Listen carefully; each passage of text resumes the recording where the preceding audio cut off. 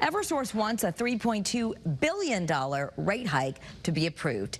And could President Trump's new tariff blitz have an impact on Canadian hydropower?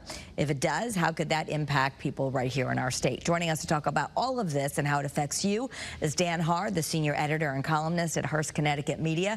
Good afternoon, Dan. Good afternoon. Great to be here. Yeah, let's talk about this rate hike and how this would affect people at home. I know they don't want to see any more increases. No, nobody does. It's premature to call it a rate hike.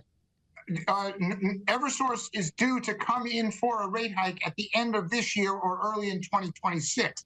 What the $3.2 billion is, and it's a big number compared to previous rate hike requests, is an early warning by Eversource saying to lawmakers, hey, folks, this is what it's going to look like. It isn't. There's a lot of money here. Not all of it is the traditional rate hike.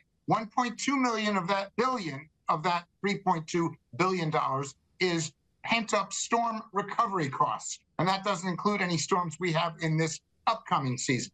1.2 billion of it is for smart meter installation. That's a very expensive thing. It sounds like, you know, what is it, $1,000 for every meter. I hope it works in long-term for efficiency. But these are the costs they are warning about now that we will see when the rate hike comes, when the request comes in a year. Okay.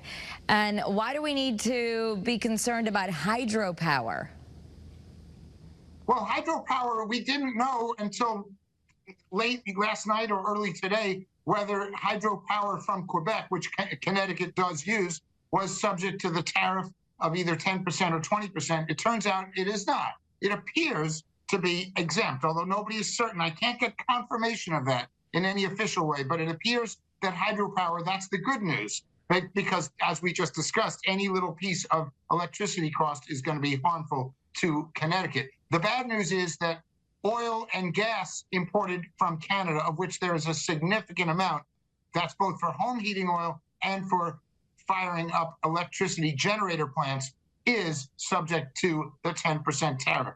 And so that's going to raise the price for both home heating oil and electricity slightly, not a lot, but every little bit hurts. Absolutely. I know that's how people feel right now. Every little bit hurts. Dan Haar writes about politics for CT Insider.